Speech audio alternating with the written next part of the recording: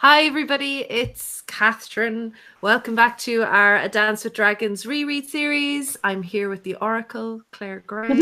Hello, Barnacle. Clare, I meant to say that colour is lovely on you actually. It's really nice thank colour. you. Thanks. I've actually got clothes on this week rather than just pajamas. I'm wearing my pajamas bottoms, but a t-shirt. So there you go. So yeah, this week we have Tyrion 6 to the Wayward Bride. Yes. Gotta say, we usually actually comment on what we felt. I was a bit meh about some of the chapters this week. I think it's just the characters. I think this is why I prefer Feast to Dance. Yeah. I like Quentin and Asha and John Con, and they're grand. They're fine. It's just like I don't know. The Wimbledon and the Golden Company. It's great. It's lovely. Lovely. Well, it's very much more Essos centric, isn't it, this week? And this book actually is much more Essos centric. So we've actually got 4 out of the 5 chapters are, the other side of the narrow sea. So that's probably why the tone feels very different. There's lots of different unpronounceable names that you have to remember.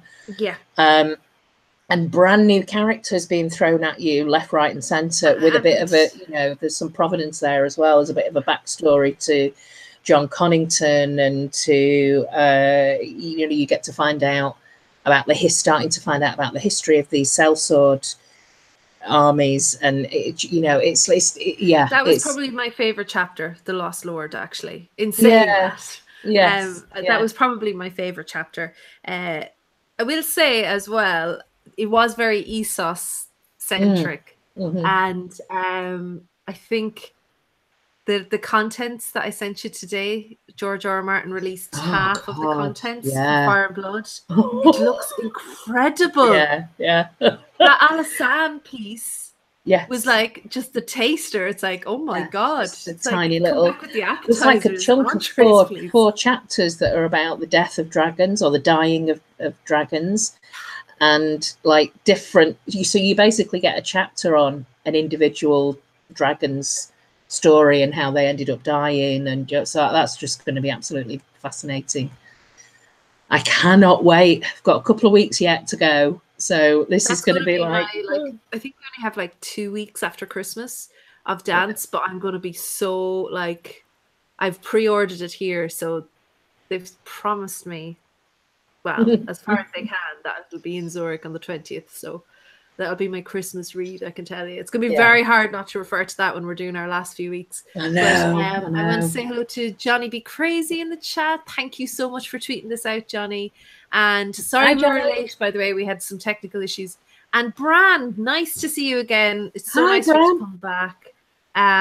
So yeah, guys, we'll have to, after in the new year, when we've all read Fire and Blood and thoroughly consumed it, we might have to do something on it, because I am really excited, really excited for it. So yeah, as I said, Tyrion 6 to the Wayward Bride, and next week then it's Tyrion 7 to Mel 1. Yes, we get a Red Witch, that eponymous Red Witch chapter. But actually, just to go through, I always write down which chapters we got coming up next week and how long they are in terms of minutes for the audio. 66 minutes, that Tyrion chapter, which is next week's chapter. So that Tyrion chapter is one of the longest ever chapters. Maybe there's been 2 or 3 that have been over an hour.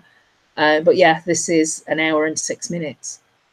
My goodness. Like the next one, for example, the John chapter is only 29 minutes. So you can see the difference, 66 minutes, 29 minutes. It's so that's going to be a massive one.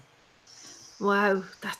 Tyrion for 66 minutes. Okay. I think it's where they do the slave auction, because that goes on for quite a while, doesn't it?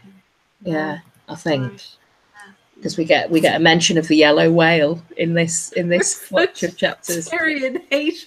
I know. I like Tyrion. It's just sometimes I don't know. It's not Tyrion from pre-feast or from pre-sword. True. Okay. I like Tyrion. I don't want to be a Tyrion hater, but yeah.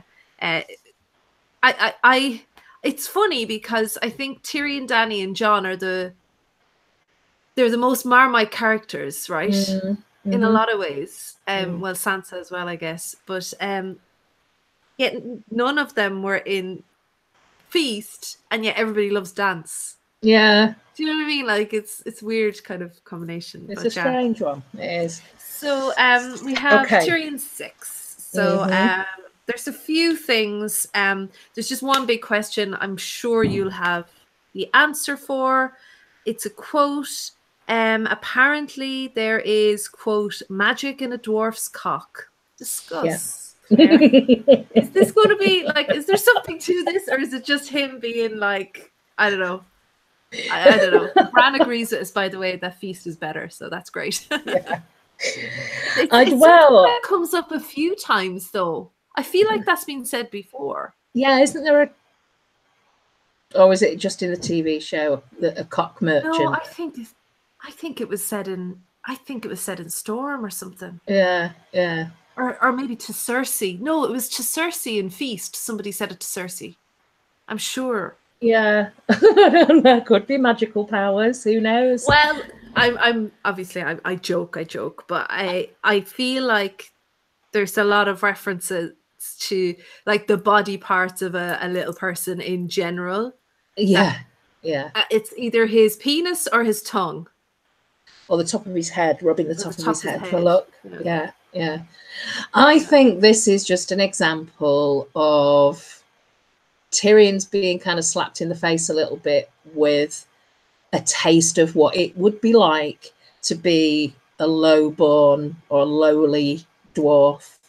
You know, this is the life that he's facing now, where body parts are seen as magical, and you know, he's either going to be going into mummery or slavery if he's not killed for, you know, so he's now beginning to see the dangerous and disadvantaged life of being a dwarf if you're not Tyrion Lannister. Yeah. And I think that is probably just an example of that. Whether or not they're magical, who knows? But same with Quentyn being a squire. Yes, yeah. It's just a taste of a different life. Bran reckons someone on the Shy Maid said it before. I feel like it came up before, but I am kind of interested in Tyrion's conversation with Aegon.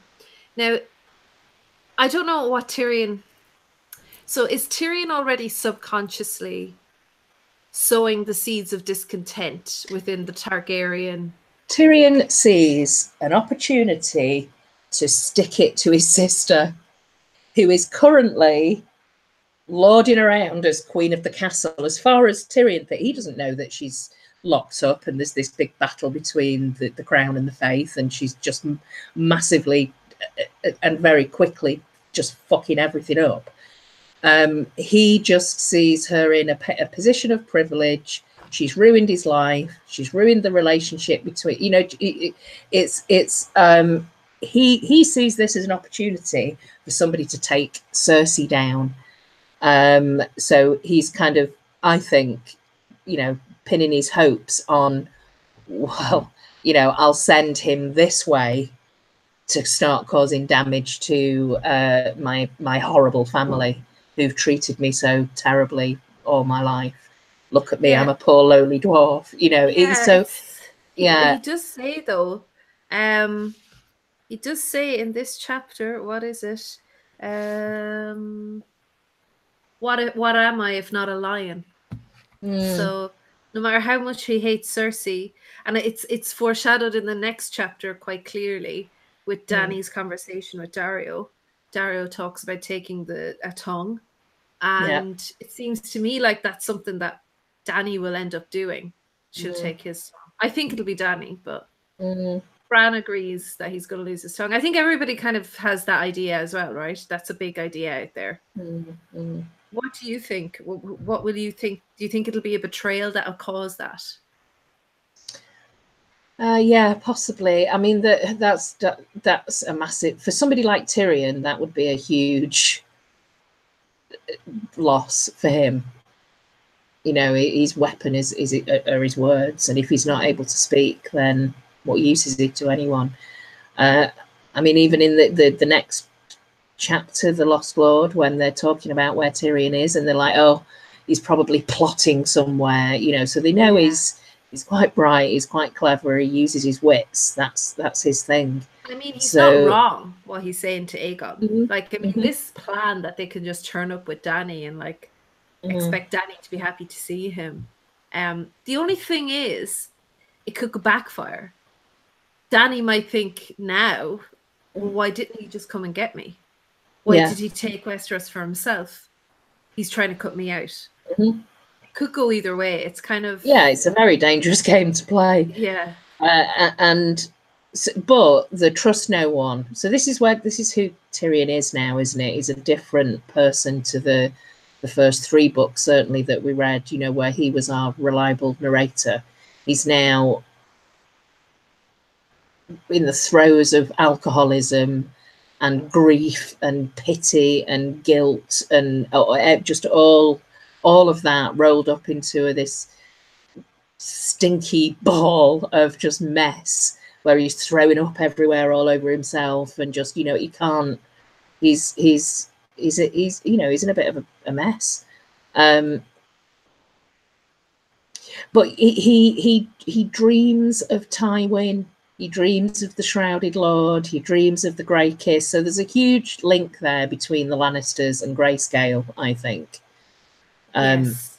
And the Shrouded Lord, if that is his uncle, he does also mention his other uncle in this chapter, Kevin. So, and there's only 3 brothers, right, and a sister. Is that right? And yeah. I think it's 3 brothers. There's Tywin. Is there 4 brothers? Maybe there's 4 brothers. 4. Tywin, Garyon, Kevin, and there was another. Wasn't there? Tyrek? No, not Tyrek. Is there another brother?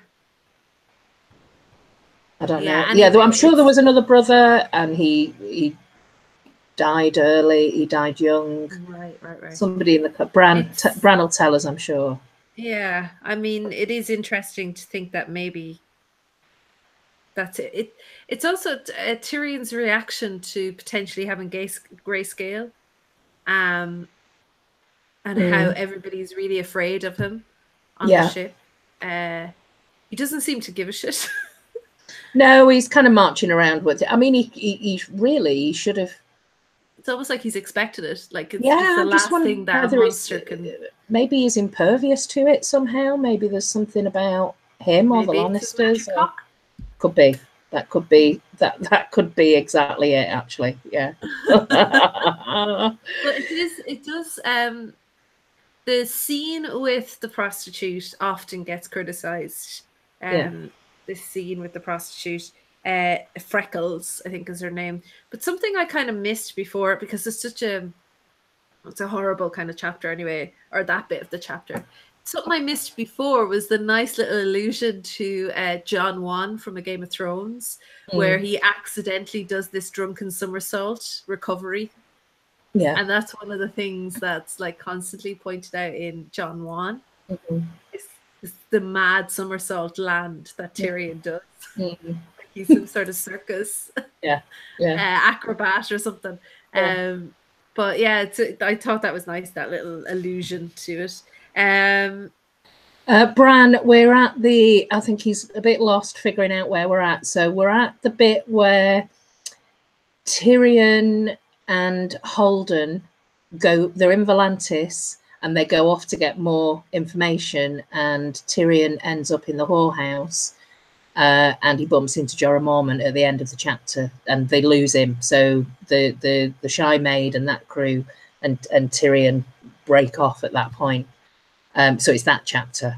Yeah, so it's the chapter where Jorah, who I also forgot was actually sleeping around with some prostitutes. Didn't take him long to get over Dany.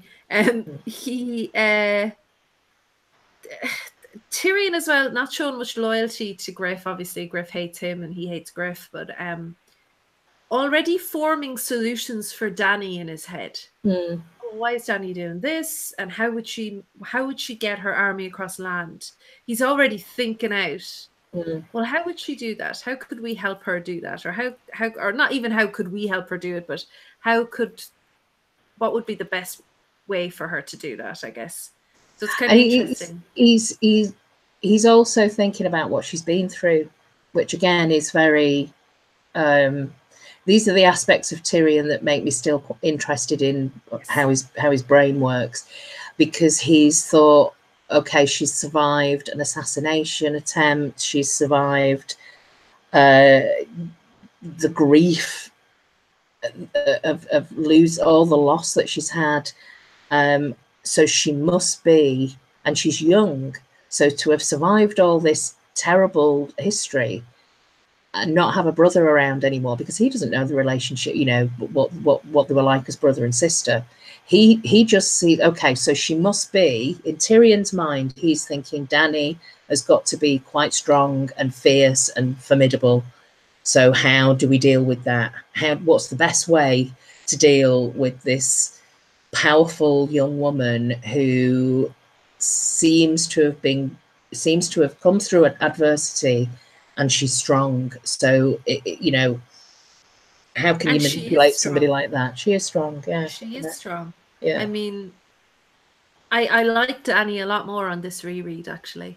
I really do. Yes, yeah, me too. She gets a lot of negativity, and I really like her more on this reread. It's almost like the entire, there's been like across this reread as well, I'm seeing the shift. George is definitely is constantly shifting the plot towards Essos, towards her. Whereas before it was her always looking back, and it felt like she was so far away, but now everything is, you can really see the momentum of it. And I really like that aspect of it. And she's pretty fierce. I do like the way when the priest is talking about Azor Ahai, and that Dany is Azor Ahai reborn, that she will end winter forever, or that's what Azor Ahai prophecy will do. And I never really thought about that aspect before of the end of the series. Will we see an end to those extreme weather? Yeah, I think so. Shifts? Yeah. It's a magical thing, isn't it? It was never. It's not always been like that. It was some magical event that's kind of broken the balance and extended the seasons. So yeah, I think it'll just go back to normal. I think LML thinks that it'll be a comet or moon meteor of some sort, cataclysmic event. Could be. So we won't quite know if it's magical. Yes. Yeah. Like the red comet. Like Yeah. Could be. Yeah. There is a bit in this chapter before Tyrion disappears at the beginning where he is wondering who Lamore is, Sept Lamore, when they're all about to go off into Volantis, and she says, "Oh, I can't come with you because I'm wearing a Septa's robes," and they scream, what I'm wearing screams of Westeros. And I know that Order of the Green Hand have brought this particular quote up before in their argument about the Seven, but I've just put, like, if Septa's robes scream of Westeros, then to me that means the Seven, or the faith of the Seven, isn't really known or seen or heard of. Really, it's alien to Essos. Yet this is a faith that was supposed to have come from Essos to Westeros. So which is it? Are they? To say that something screams of Westeros, that religion screams of Westeros. I mean, it could just be that it used to be in Essos and it moved across and it no longer exists in Essos. That's why they don't recognise it. Oh, you're wearing Septa's robe, so you must be from Westeros, rather than, oh, this is a well-accepted religion this side of the world as well. In fact, this is where it came from. This is where it was created. Yeah. You know, it's just a strange thing. Again, another, to me, it's like, I thought the Seven were born, you know, the faith of the Seven was born in Essos, but it again just seems like an invented religion just for Westeros. It screams of Westeros. Nowhere else Sept's robes seem to be linked to Westeros. Nowhere else. Well, it could be that, like, when Christianity came to Britain and the British Isles, like, the British Isles became known for monks more so than where Christianity originated from. Like the Middle East, like, you don't really think monks in the Middle East, so it could be that the Sept is something that came from Westeros. Yeah, but people just don't recognize it anymore, and maybe the Sept's robes, like, specifically.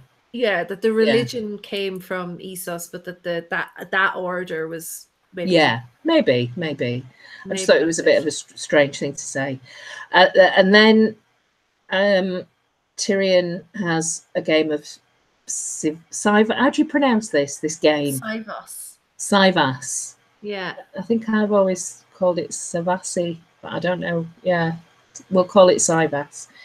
Tyrion and young Griff have a game of Sivas.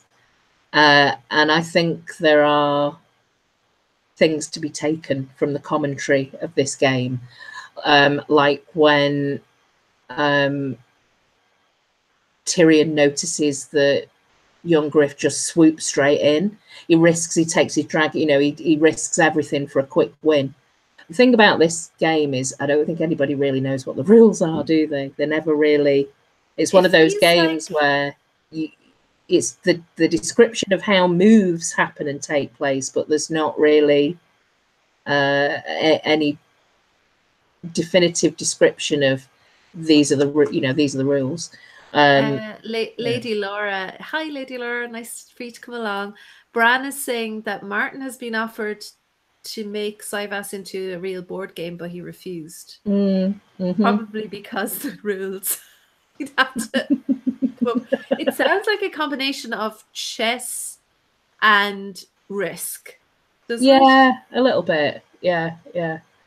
But I think that's the whole point, though. It's a game where you get to observe moves being made and the thought behind, I'm going to make this move because then the dragon will this and the elephant will that. But we never really get to know, which piece. I think we do. We get to know certain pieces are more valuable than others. Like the dragon, I think the dragon piece is the most valuable.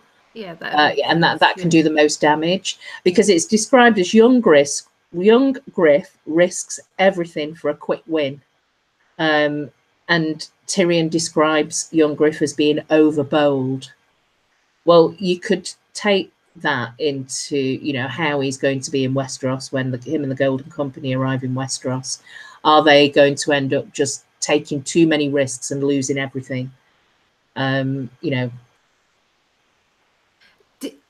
think so. I think they will take too many risks. But, and I mean, I have it written down for the John Connington chapter, but I'll say it here.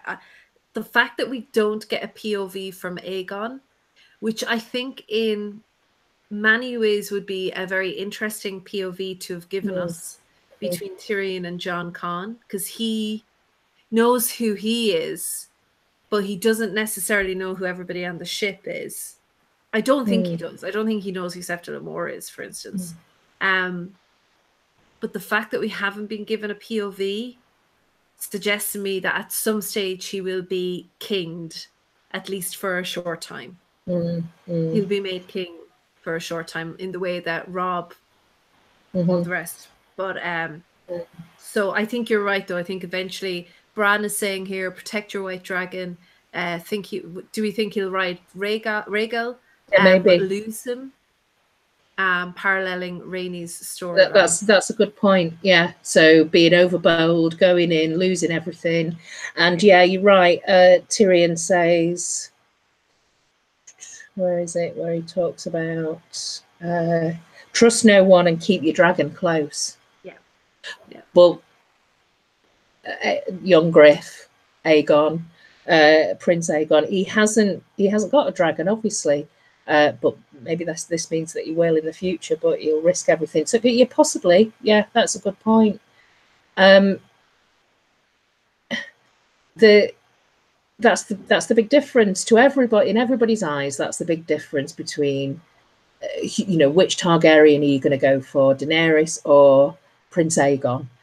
The one with the dragons seems to be, the power, the strongest. Yeah. So, are you still on the absolute Vagon side? Because I'm not entirely sure. I think he could be real. I think he could be the real deal. Could be, or I go back and forth on it all the time. I think it's more likely that it's just, rather than him actually being the real deal, like, DNA, genetics, what have you, the actual child of Rhaegar, I think this could be anybody who conveniently becomes that void that they need to pin all their hopes on. Yeah. You could put anyone forward with, like, purple eyes and and white hair, and there are lots of characters in this story where it's like, oh, well, I thought he was Targaryen for a second. Then he really looked a bit, like Waters, the Lord Waters, or whatever he was called, the pirate. Orain River, yeah, Orain Rivers, was it? Or Waters? I can't remember. But yeah, he looked very similar to. He looked very similar to Rhaegar. He looked quite Targaryen, and so did a few of the Danes as well. And they go from, like, some of them have really white hair, some of them have really black hair, but they all have this sort of purple eyes. Well, I am very excited for this Fire and Blood book, just to even get descriptions, even more descriptions of Targaryens. Because I think we have a very kind of blackened, leaning white description of Targaryens, but I wonder will that hold. Bran says, not yet. He will be sent sent north to conquer, but will lose his dragon. So he might be the one to lose the dragon beyond the wall, maybe, or around the wall. Although Fire and Blood suggesting that the dragons won't go over that wall. Can't get through it. There's a magical defense there that stops dragons getting through. And Bran also thinks that he's fake, but that plays a part in his big endgame theory. Okay. I feel like our endgame theories, I think a lot of, just this Fire and Blood thing is just going to get us thinking in different ways, I feel. We're going to learn a lot more about magic that he just hasn't got time to put into the books, because it would involve too many people being in contact with Dany or Aegon for it to be a relevant conversation. Targaryen. Yeah, and just sort of, dragon lore generally, and about that kind of symbiotic relationship between the dragon and the dragon rider. Do they have to be Targaryen? Do they have to have a drop of dragon's blood? All that kind of stuff. Yeah. So, I mean, it in a way he's right. Tyrion's saying, if you, whatever his motivations are for suggesting this, and he really has planted the seed, because we can see that later on in the next chapter with Prince Aegon. He kind of basically repeats exactly what Tyrion said to him in this chapter, which is perfect timing at the moment to just swoop in. The place is just, there's power vacuums left, right, and centre. There's no Tywin Lannister anymore. The only person that you'd have to defeat is my sister, and she's got a screw loose. Is he thinking of his own revenge though as well? I feel like, and that he's part of it. Yeah. But also, I think it's a good idea, and I think if Griff was somewhat accommodating, he would probably have bought this to Griff rather than to young Griff. Like, just said, listen, why? Especially if they had got to know each other a little bit. Yeah. He would have realized how much John Connington hates Varys. Yeah. And would have definitely have planted. Yeah. Like, definitely said, listen, why are we listening to him? Like, don't go to Dany. I mean, Illyrio's given us everything we need. Let's just go ourselves. What are we waiting for? Oh, hi, Connie. She's just about to go to a wedding. Oh, hi, popped in to say hello. Hi, have a wonderful time. Have a lovely time. It seems to be quite a popular time for weddings at the moment, doesn't it? Yeah. What else was I going to say about this?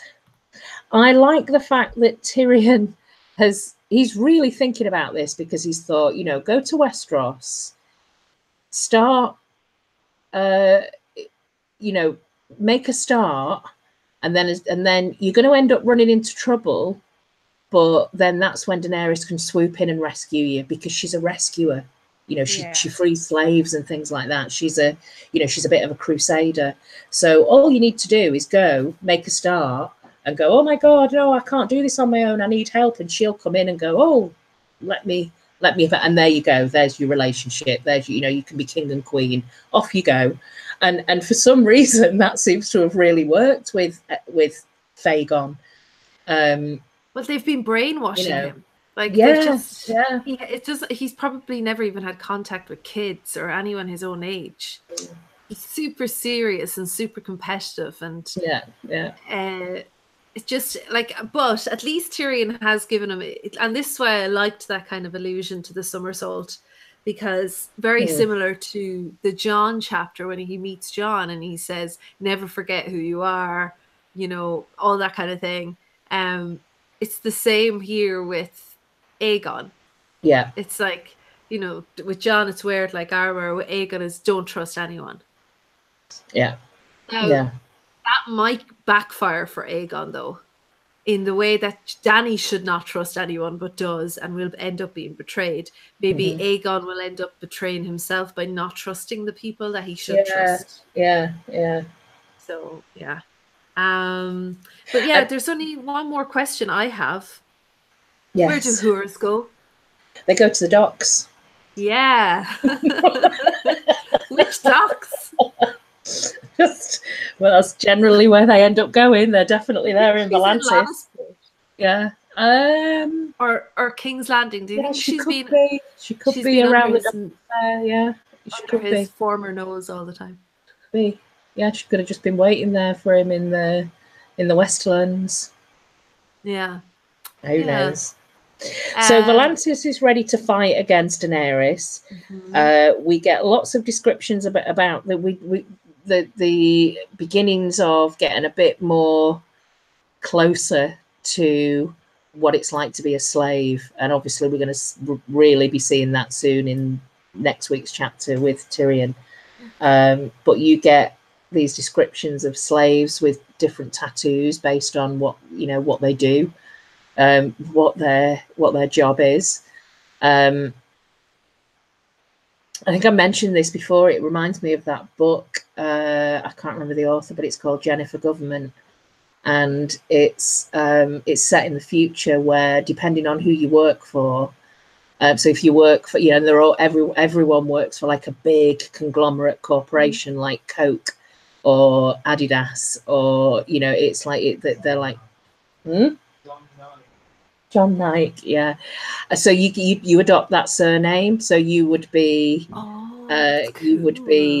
Catherine Teacher, or whatever the school is that you work for. I would be. I don't want to say the name of the company that I work for.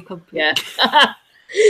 But and if you work for the government, you would be called Catherine Government. Wow. That's your name. But there's also like a barcode tattoo that people have that you can like scan to see who it's scary. But similar sort of principle with the slaves in Volantis, but they're ready to fight for her. But the weird thing is, what you've got in Volantis, there seems to be this mix of people who are for Dany or against Dany. So you've got the Red Priests are clearly preaching about Azor Ahai and Daenerys. They all seem to, the Red Priests and Priestesses all seem to be supporting Daenerys. But then you've got the slavers and the slave masters who want to destroy her, all in the same place. It's good. I'm very much looking forward to Barristan 2 or Barristan 3. How many Barristan chapters has he given us from Winds of Winter so far? 1 or 2? One. I know we had the Battle of Fire, and it's just brilliant. Brilliant. Yeah. So it's just such a mess, and the wind blowing and everything. Do you know why I think I had a problem with the chapters this week? I felt really on edge because I don't have answers to anything. Like I'm really on edge. It's a big jump forward, isn't it? It's quite a progression in terms of where people are going, and then we get these new characters that this it just makes me wonder, are we going to get this in Winds where we just get a complete, that baby that we all thought was kind of murdered by the Mountain on orders of Tywin, head dashed against the wall and what have you, that's like, oh, all of a sudden here he is. It wasn't him. There was this, they'd swapped again, another baby swap with a Tanner's baby, and is it more or less satisfying if he's a fake? Not just for readers, but I think it's more satisfying if he is a fake. Okay. Yeah, I do. I think that him really being, I just think I go back and forth. Better storytelling. I think it's better storytelling if everyone wants him to be this person, but actually it turns out that he's just no one. He's just some, maybe he is actually the Tanner's son, and they've just gone, oh, he looks Targaryen, let's just raise him, and then, announce to everybody, this is, we'll groom him and what have you, and there'll be this history, and we'll drop these hints with the Golden Company where they're like, yeah, this isn't a big surprise, we knew this all along anyway. It's like building it up and building it up and building it up. This child could be anybody. I think if John Connington brings a grayscale outbreak, if he causes a grayscale outbreak in Westeros, he'd get his just desserts by realizing that he's put a fake on a throne. Yeah. That would be like a form of punishment that he deserved for sure. Bran says that was absolutely the best advice he could have got. He needed to meet Dany on equal grounds. He cannot be seen as a lower. He would have been treated like everyone else. Yeah, I agree. I think in a lot of ways, I think it's definitely the best route to take. Yeah. Because he's in control then, for sure. But was there anything else then from Tyrion? No, just that we're told in this chapter that the gossip of fishmongers is not to be relied upon. Well, we hear the gossip of fishmongers all over the place. We hear it in Westeros. We've heard it on in the Sisters, the Sisterton Lord that was talking about, again, back to Ned and this potential, who Jon's mother could be, if she was a fishwife. But don't trust the gossip of fishmongers. It can't be relied upon. And also, just to point out again the massive difference between book Tyrion and TV Tyrion. At this point in the books, when they arrive at the brothel in Volantis, this Tyrion just reverts completely. In the book, Tyrion just reverts back to his drinking and whoring ways, like he always has. It's like it runs through him like a stick of rock. Whereas in the TV show, you get this very kind of like, oh no, I'm not. My heart is with, he's heartbroken because of Shay, and like, you get this like he's changed his ways and he's not interested in that kind of thing anymore. And it's like they'd really softened it, didn't they, for Peter Dinklage's like likability factor. Yes. And I just think they kind of as well. I feel like it's impossible to hate Peter Dinklage. But if that's the case, if it's impossible to hate him, then they should have challenged him a bit more by having him revert, like in the book, reverting back to drinking and whoring and just losing the plot, I think there was a problem from the beginning because he was too handsome as well. That's like, true. Tyrion, even before the battle, is not a handsome guy at all. Yeah. Although he does look more handsome, I guess, with his beard now as well, Peter Dinklage. But I feel like the ordinary TV watching or TV show watching audience will get a huge land when Tyrion betrays Dany. I don't think they've built it up apart from that look. So I think in that sense it'll make for good TV because it'll be so shocking. And for book readers, we'll be like, yeah, it'll be satisfying in a different way because we probably have always expected that. Yeah. Well, I have anyway, for sure. Bran wants to know, what do you think Dany's reaction will be when she sees Jorah again? Yeah, we haven't really talked about Jorah. What do you think her reaction will be? I think ew, maybe, for a start, because he sounds gross, wearing wool in the heat. I'm sure he smells. I don't think it'll be a good one. It depends. I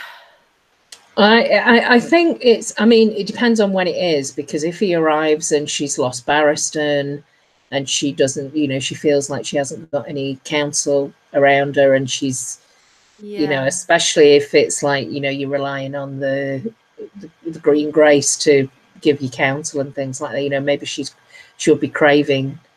Or if she turns up and it turns out that Barristan has been relying on Jorah before he's killed. Do you think Barristan is going to be killed in the battle? Yeah, unfortunately. Yeah. I kind of feel like there might be some more underhandedness. I'm not sure if he'll be killed in the battle. Maybe, I don't know, but if Jorah pulls it all together on her behalf, if he steps up to take Barristan's place as the other Westerosi in the group with Tyrion, then maybe she'll have to listen to him. I can't see how they'll do that without Barristan. Yeah, I don't know. Yeah, he needs to be the link between the two. I mean, Missandei maybe, but I don't think it'll be positive, Bran, her reaction. No, I don't think it'll be positive at all. At the moment, she's kind of, again, she's developing from, is she a little girl? Is she a queen? Is she a monster that people think she is? So I guess once she settles on which of those three things she is, then that will, that will influence her reaction to Jorah. I can't not think of Jorah and think of Ian Glenn because he's so handsome. Yeah, God, I mean, in the book, he's very, very different in the book, and I just think that he's burned his bridges with her, and he doesn't matter what he's devoted his life to or whatever, but he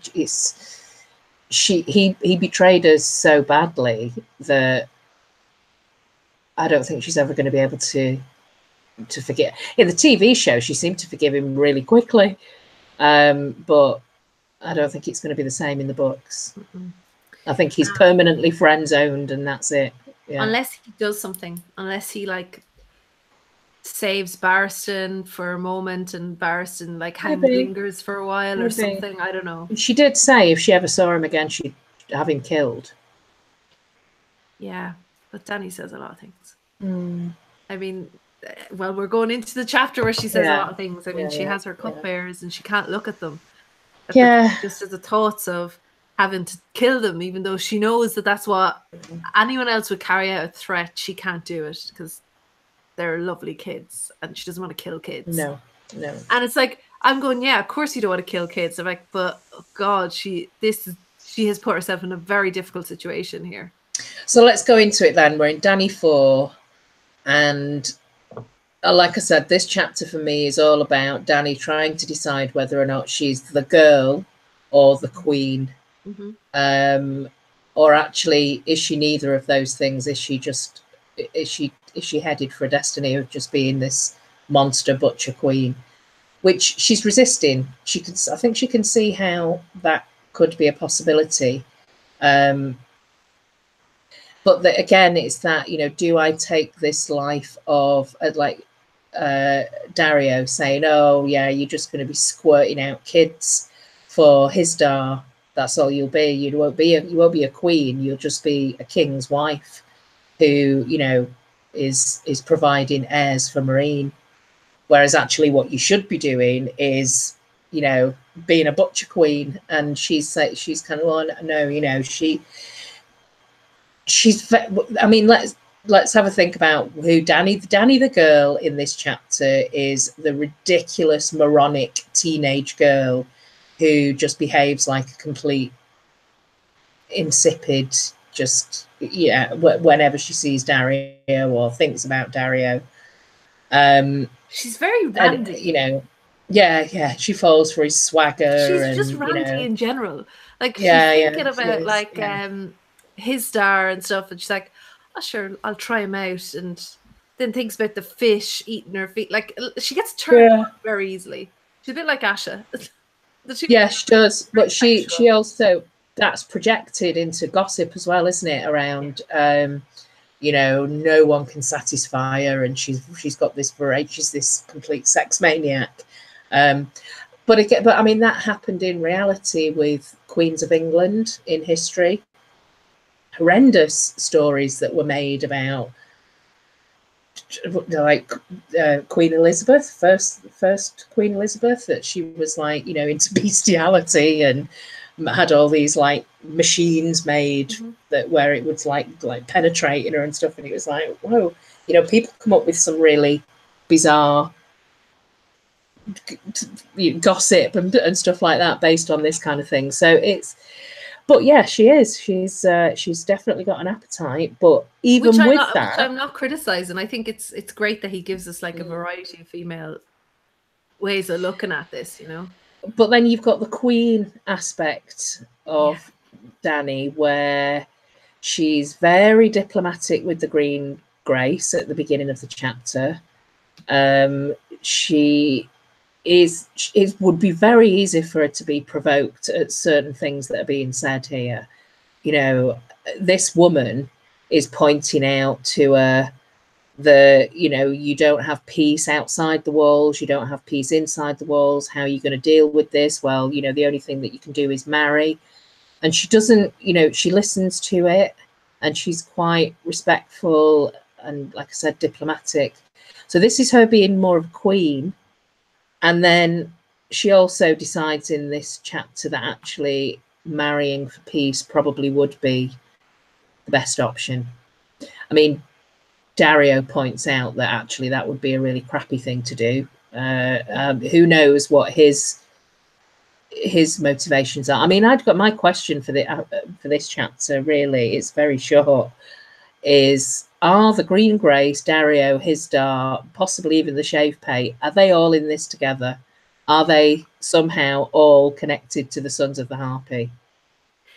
It feels like he comes back. I think so. Yeah. I don't think you can trust any one of them. Anyone, like, why are they, like, even the Shave Pate, we may be of lower birth than Hisdar, and but they're like, what is in it for them to be on her side? Yeah, and Dany isn't listening to her instincts, because she thinks to herself, my brother would have had your head off for that.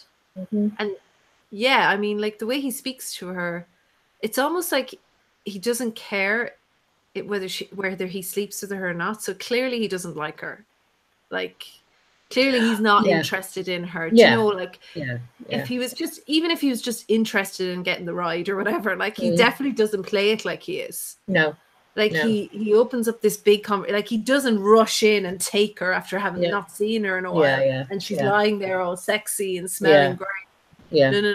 Like, he has the most beautiful woman in Essos, the most powerful woman, waiting for him, and he completely scuppers his chances with her. He's very insolent, and he's really pushing his luck there. And eventually, she just tells him to, this is the epitome of, am I a little girl? Am I a queen? Am I, be going backwards and forwards between the two? Because she ultimately makes that decision. Get him out of my face. I don't want to see him again. Make sure he needs to go back out in the field, and he needs to report to you, Barristan. I don't want him anywhere near me. But then immediately she regrets saying that. Yeah. So she kind of still reverts back to the, like, oh, but, I can't have you, but I want you, and I can't, so there's this, it's she keeps flip-flopping all the time about who she is. Is she the little girl, or is she the queen? But also there's a sense of urgency with Daario and Hizdahr. It's almost like they're trying to fix this issue as quickly as they can before Drogon comes back.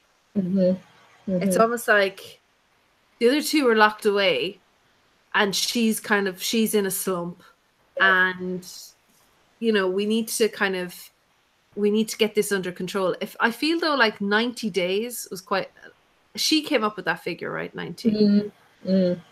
So I'd say that didn't play into their plans, because that's quite a long time. 3 months, very long time. It is. And without incident, promise? How can you promise no death for 90 days? How can you suddenly put a stop to it like that? And also, conveniently, Daario shows up. Yeah, the night that they make this plan. She bumps into all of them on the same day, really, and I think like a little bit like what Tyrion said in the previous chapter: trust no one, keep your dragons close. It is interesting because there's a lot of tinfoil out there. Well, maybe not tinfoil, I don't know, but I feel like it is. With Daario is Euron or Daario is Bronn. Yeah. And I can see from that conversation, there's definitely a pirate mentality in him, and a sellsword mentality, obviously, because he's a sellsword. But it is very strong, and it's shocking how strong it is. And he sounds more like Bronn, I think, than anything. And just that kind of like, just take it at all costs, and we'll keep the treasure. Like, just at whatever costs. And the brutality shocks her, but I was like, really? It doesn't sound as brutal as all that. Like, I've heard worse, Dany. Yeah. I mean, obviously don't do it, but I mean, Daario, and he's a sellsword. Hizdahr, Hizdahr in this chapter reminded me of, I don't know, I was getting like Charles and Diana vibes in this segment when she was talking about, kiss me, and how, and he was like, well, do you love me? And he's like, well, what is love? It's a little bit like many years ago, there's a TV interview when Charles and Diana first got engaged, and the TV interviewer said something like, so, are you in love, or something like that? And Charles said, what is love? And you could just see Diana sat there like, oh my fucking God, I'm Baby, don't hurt me no more. Baby, don't hurt me no more. It's so, she's Camilla. What is love?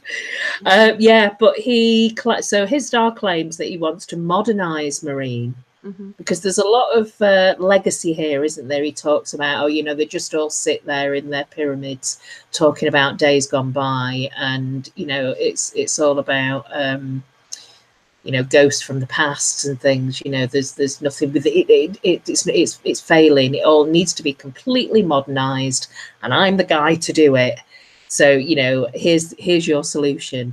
So this looks like it's all been engineered to be presented from various different perspectives to Daenerys, from all three of them, actually, from the Green Grace, from Hizdahr, and from Daario.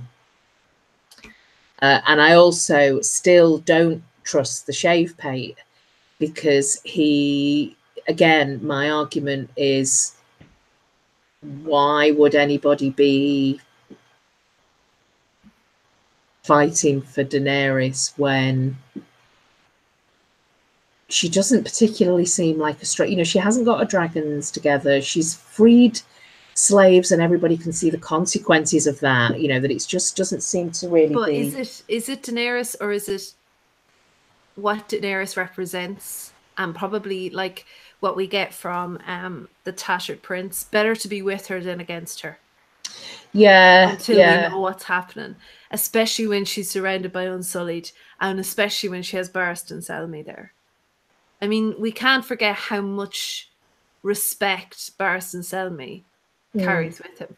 And I kind of feel like that when we get to the Battle of Fire, if anyone takes Barristan out, it'll be someone on the same side as him almost. I feel like he literally gets stabbed in the back.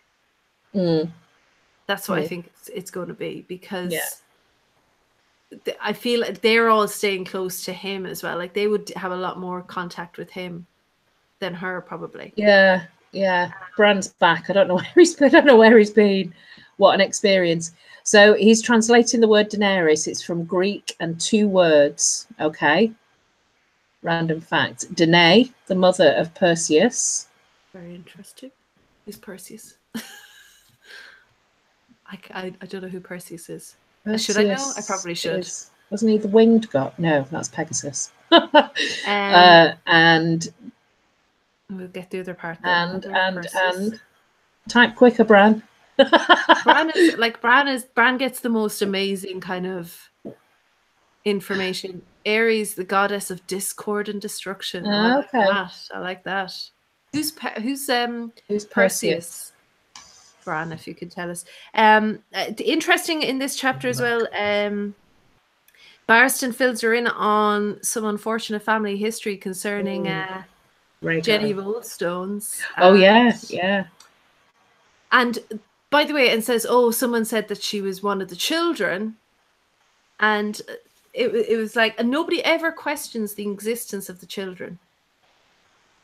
No. Do you notice that? Yeah. Nobody ever questions it, and yet everybody questions the others. Like they say it all the time, the others take you, but they don't quite believe that the others really exist, or maybe even ever existed. But the children who disappeared around the same time, nobody ever questions that they existed. It's just accepted. Perseus was a Greek hero, legendary founder of Mycenae and the Perseid dynasty, who killed Medusa. Yes, he headed the Gorgon Medusa and saved Andromeda from the sea monster. From the sea monster.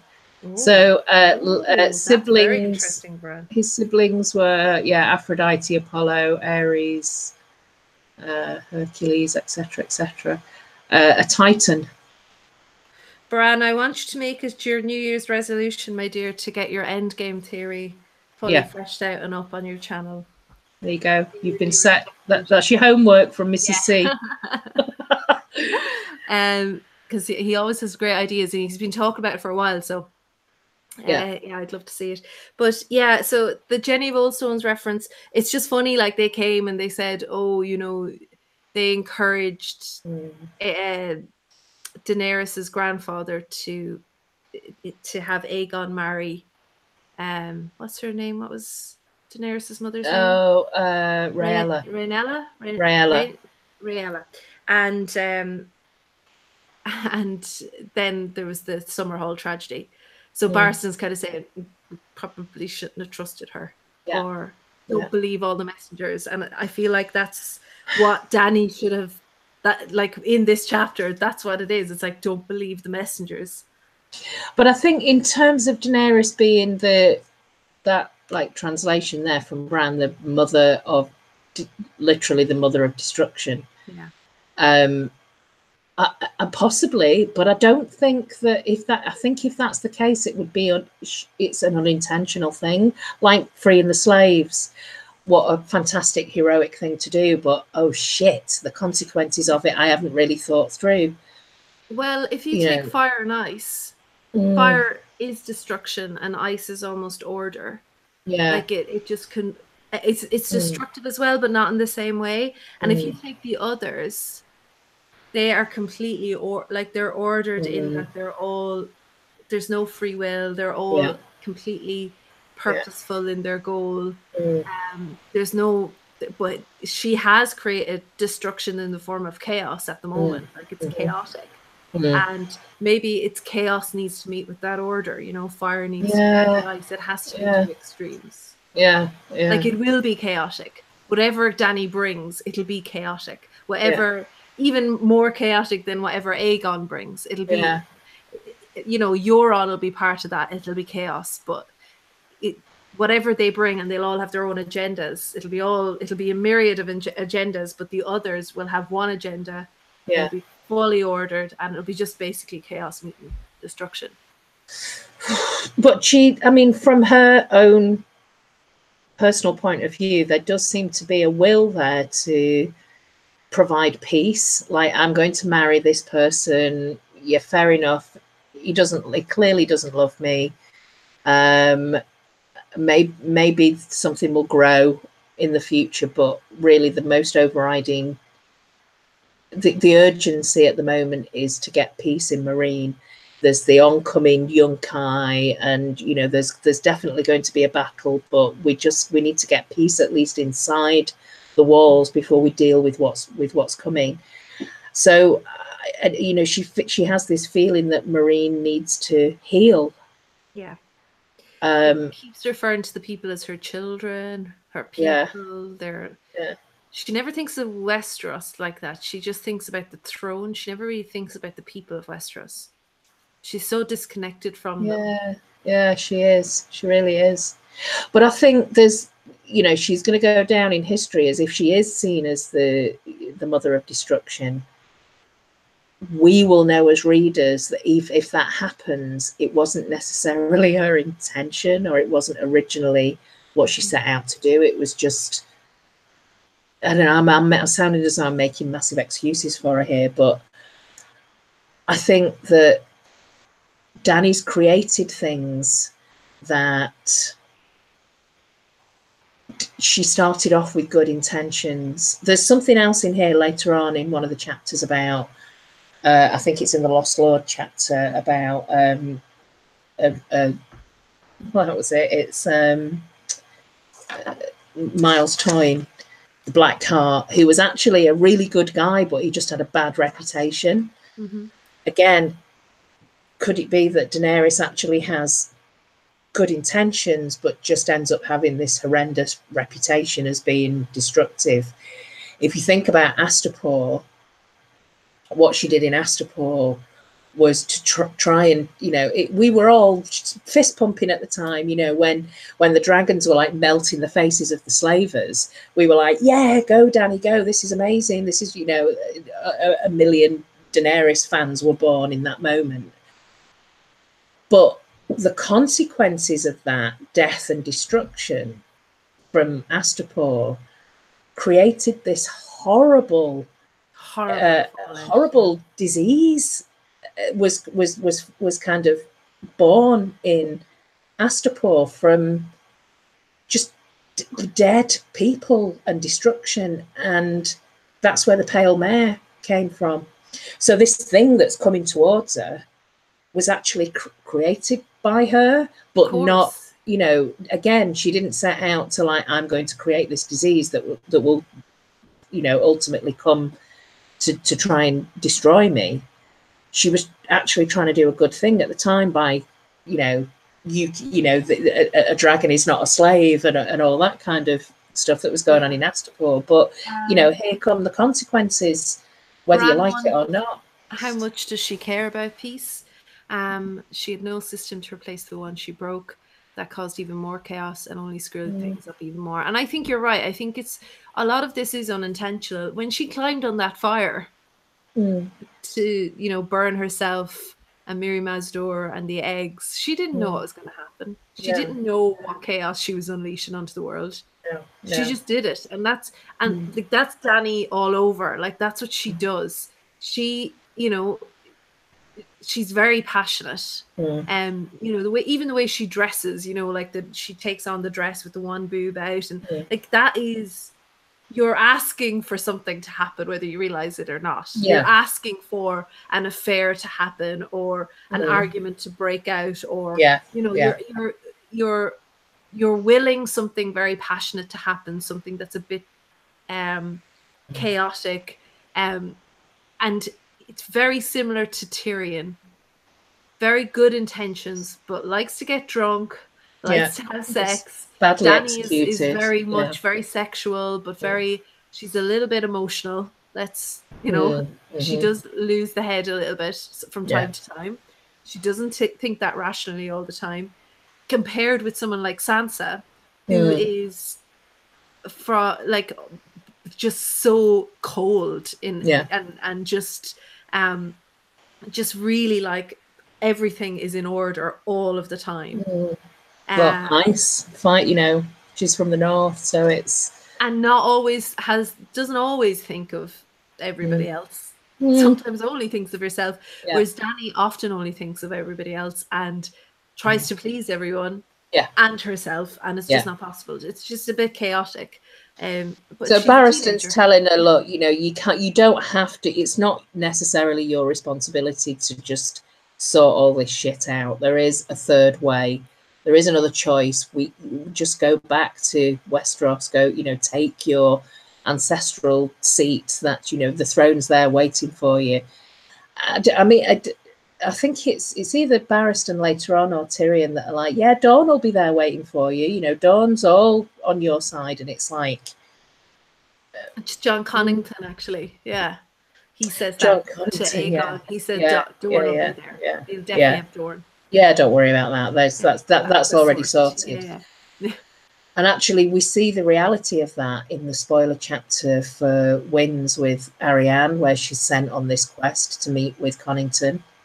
He seems to just presume, yeah, we've got you. We may not go as smoothly as that. You know, we'll see. Bran hates Dany anyway. He thinks she's stupid. She doesn't take advice. I actually think a lot of the problem is Barristan is probably coming across as too eager to get back to Westeros. Yeah. And she's just like, you know, I need to sort of, she's using Essos as a training ground, really, isn't she, for like, how do I be a queen? It's awful though, isn't it? I mean, as bad as Westeros gets, Essos just sounds awful sometimes. It's just, God, how could anyone live there? But okay, so I think that's it, really. And we got to the Lost Lord. Lost Lord, my favorite chapter this week, I have to say. And I can't read my first sentence. Isn't that helpful? Oh, it's just the mummers at the port. They're the mummers that Tyrion will end up being with, is it? Yes, I think so. Penny and everything. Penny and Groat. Yeah. Just the irony of like Tyrion plotting and he's just there. So this chapter is Connington's chapter. He is the Lost Lord. Yeah. And we get to find out about his, I mean, we do get into this a bit further on, but we get to find out from his point of view how this guilt and shame that he carries around with him, that he could have saved Prince Rhaegar if he'd have only taken out Robert earlier at I think it was at Stepstones, I think. And he hears these bells ringing, and he's, you know, he's just got so this is about him and how he feels about wanting to make things right for that what he feels is his fault in the past. But actually, he's not the only Lost Lord, is he? There's lots of Lost Lords. Well, I can't help but think that his Battle of the Bells there's a lot of parallels between that and Jaime's Whispering Wood. And there's even like with the hand and just with the regrets and not quite living up to your potential, a sense of longing within you all the time, longing to do something bigger than yourself, longing for home. Like, I mean, he longs for Rhaegar in the way that Jaime longs for old Cersei in a way. There's a lot of parallels with him and Jaime. I feel as well, just with the mummers thing, with Tyrion literally being under his nose, that this is this piece of strong evidence to suggest that he's not smelling the fake Aegon right under his nose. But I liked how the Golden Company and Jon Con are both sick of Varys and Illyrio constantly changing their plans. Well, I don't know whether it's that. Well, I suppose they've had to change their plans to an extent. If you know, Viserys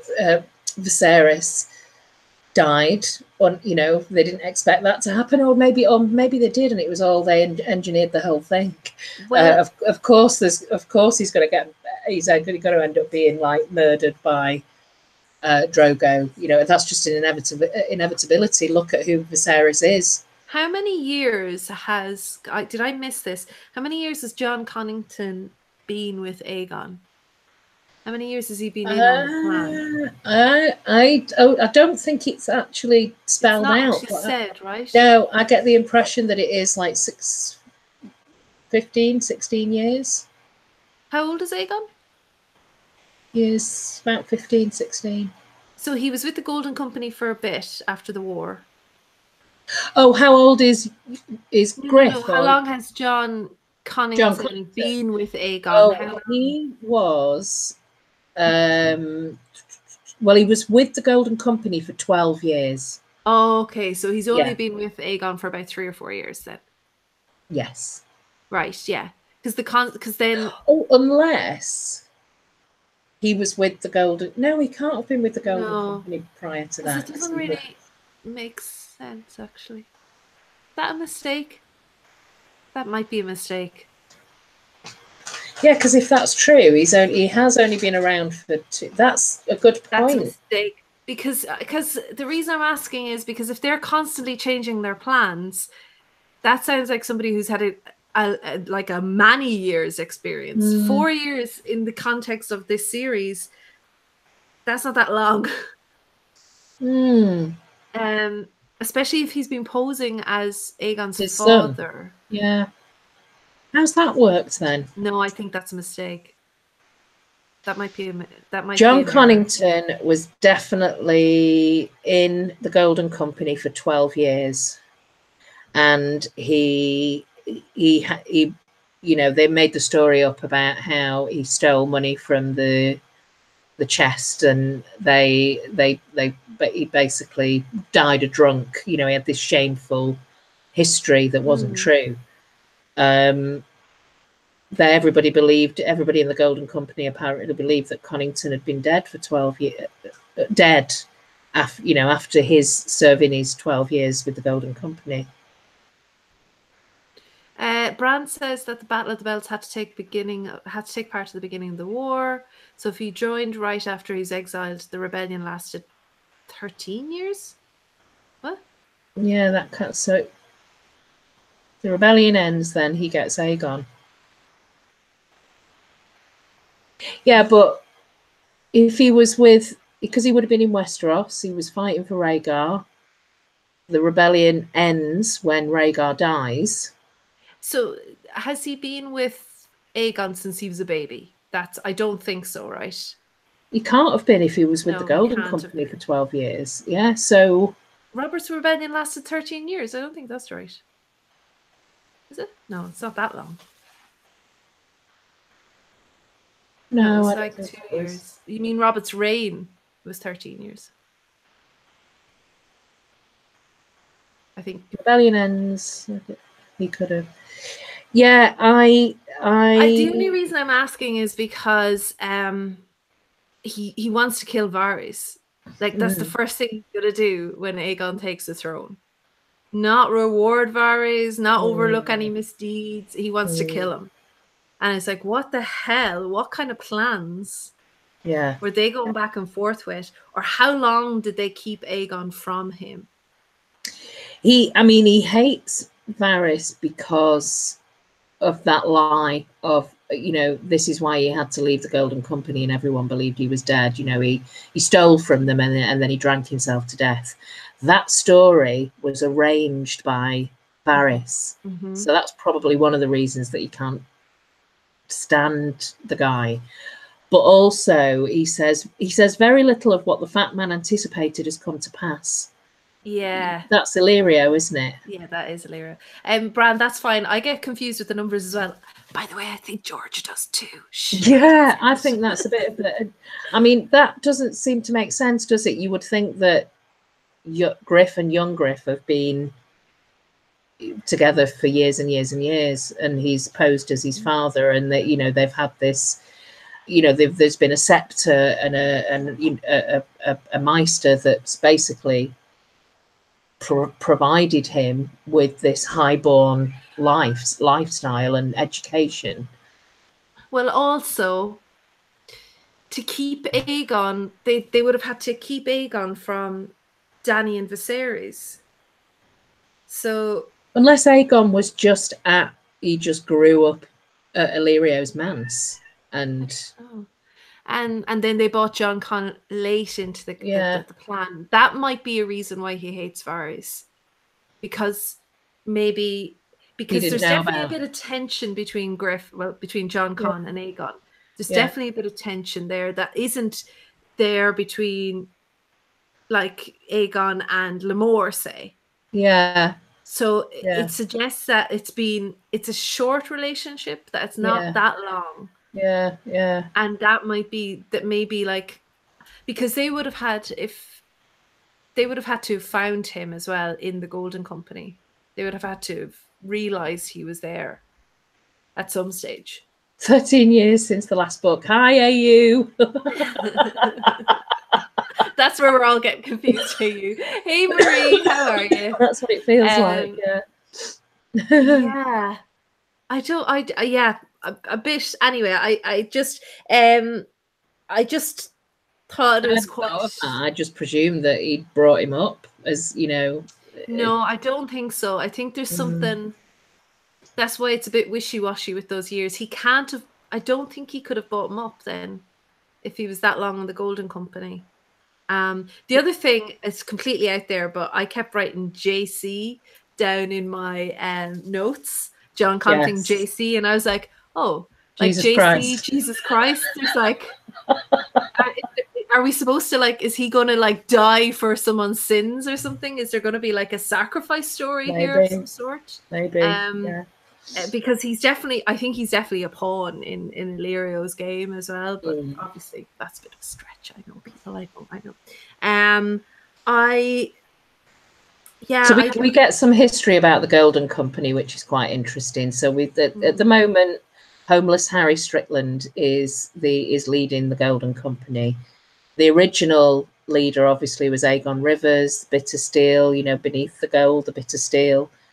And the previous to Harry Strickland, Miles Toyne, who was the Blackheart, who was also a friend to John Connington, but he is described as being, having this bad reputation, and his nickname is the Blackheart. But he was actually a good guy, which made me, I immediately wrote the name Maegor down, because I do think that's probably quite common, and he liked it. He liked the fact that, that, like, actually don't tell everyone I'm a big softie and I'm a good guy, but project that propaganda that he's evil and he'll slice your throat just if you side eye him, and what, he's the Blackheart. I don't mind those messages going out, and it just made me think, because Maegor did actually make some decisions that, I mean, some of the stuff that he did was horrendous, but again, did that really happen? Was it just a bad reputation that he had? But actually, he was quite a good guy, because he did end the, he de-weaponized the faith. That was him. That's something that Asha even brings up later on, that no Maester will write about the battle that she's had, and when they're in the woods at Stannis, she said, "This nobody's gonna. It's so pathetic. Nobody's gonna write about this." And yet, for them, there's that concept of history being written by the victors. Absolutely. And you don't, I mean, I studied history at university, and I love it as a topic. But there's always something that makes you, as you're reading through or learning something or writing an essay or whatever, and you think, whatever source material you're looking at, is that, like, how accurate is this history? Is it? Well, especially when the people in the faith tend to write history as well. Yes. Yeah. So that's going to skew Maegor completely, right? There has to be so many caveats about how things are interpreted. I mean, there are historical artifacts that you can see with your own eyes what something would have looked like, but there's just, I mean, history is just riddled with inaccuracies and out just complete lies based on you know, a good guy with a bad reputation. I don't think that Miles Toyne Blackheart is the only person who was ever a good guy with a bad reputation. So do you think that Illyrio puts a lot of trust in these people to not go to, like, to definitely go to Dany? So what are the implications? Do you think he knew that they'd just go to Westeros? Who, John Connington? No, like, do you think Illyrio has factored in that, like, oh, they may not bother going to Dany? Like, it's a lot to, like, to trust these people. Maybe I'm being a bit dense here, but my question is, why would the Golden Company support a Targaryen? Because that's what he's saying he is. Prince Aegon is a true Targaryen. He's not a bastard Targaryen. The whole history of the Golden Company, and they're all lost lords, really, in the Golden Company. They're all, like, you know, John Connington describes them as failed, disgraced, and dispossessed. And these gold skulls that they have, you know, of the previous leaders, they're just trinkets of a company that is kind of, well, as he says, dispossessed. Yeah. They're all lost lords, but unless it is a Blackfire, like Bran is saying, like, unless he's the Blackfire, that's the only way they would ever get behind him. But they'd have to know that. Well, they would need to know that this isn't actually Prince Aegon Targaryen. This is actually that's the only reason they would get behind. In fact, you'd think that if they would be completely opposed to following a true-born Targaryen if they're rooted in, if their history is Blackfire. Well, it would also explain how they found John Connington in the first place, because they have regular contact with the Golden Company. The other thing is, it might also explain why Varys manipulated events in King's Landing to get Tyrion on that boat, realizing that Tyrion is the kind of person that would figure this out very quickly and would be able to alter the plans in a Blackfire favor without realizing it, like giving Aegon that advice. Why are you going to Dany? Don't go to Dany. But John Connington would be the type, he probably wouldn't take that. Like, if Illyrio came to him one more time and said, do you know what, we've actually changed our minds, we're not going to Dany after all, because she's made a complete shite of Essos. There's no way we're going near that. Best that we let Aegon go on. Like, it might be a big ask for John Connington to, without the aid of the Golden Company, to go to see Aegon as a kid take Westeros. But now, within this context where Aegon's really forceful, he's got this advice from Tyrion, John Connington now is the Golden Company there supporting this idea. Now he's thinking, you know what, let's feck Illyrio, let's go for Westeros ourselves. But had that come from Illyrio, he may never have taken, do you know what I mean? He may never have taken it as a change of plan. If he's a Blackfire, if Aegon, Prince Aegon, young Griff, whatever, if he is a Blackfire, how is he a Blackfire? So this is, it all goes back to Illyrio's wife, isn't that right? That she is part of the Blackfire line. Oh, right, okay. And that it's actually Illyrio's son.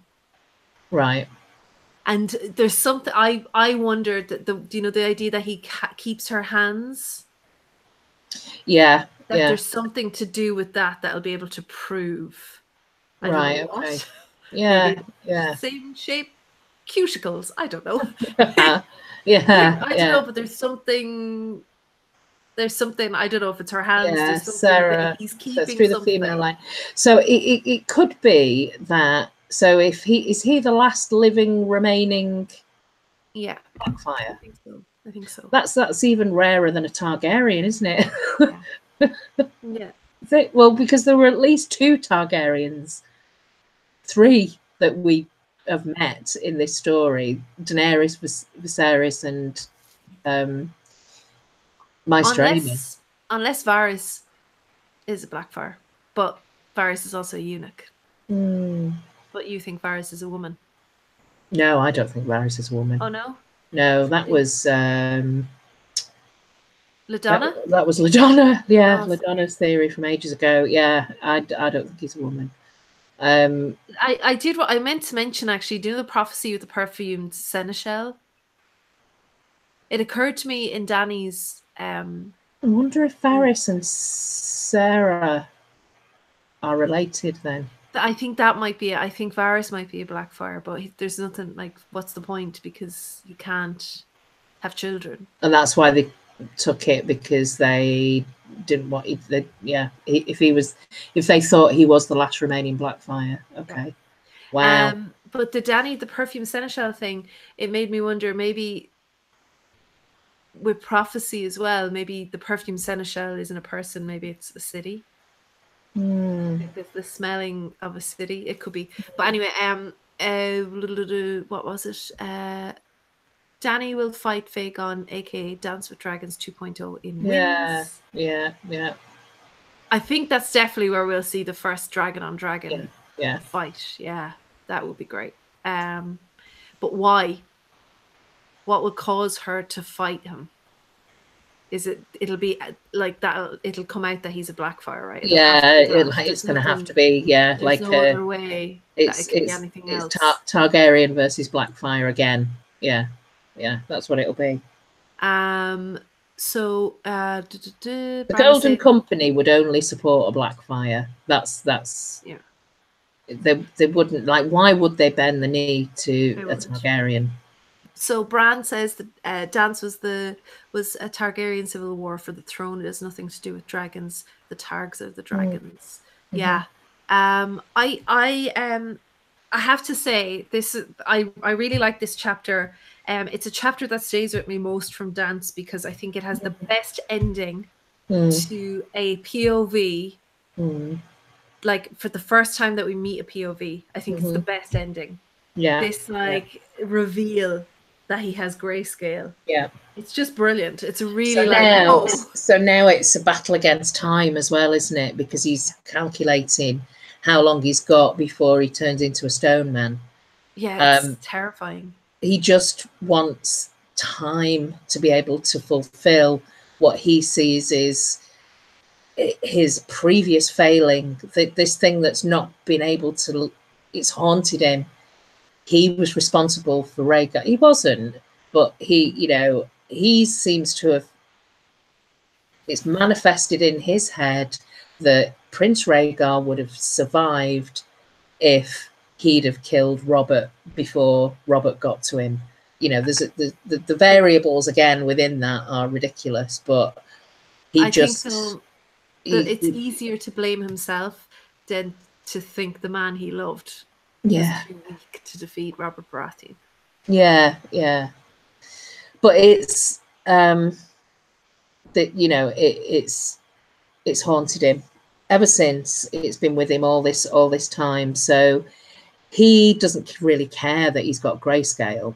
He just wants to know that he's got enough time to fix what he thinks it was his fault all those years back, and have chance to, well, two things. One, to see Rhaegar's son on the throne, and also it's this really quite sad reminiscence about him being a lost lord, and about him wanting to see his castle again for the last time and go back to the Roost to see he wants to die content.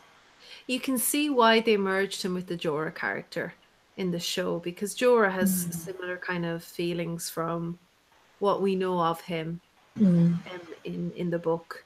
It's quite similar kind of things that he says to Dany prior to being ousted, prior to the revelations. But that's all I have for John Connington.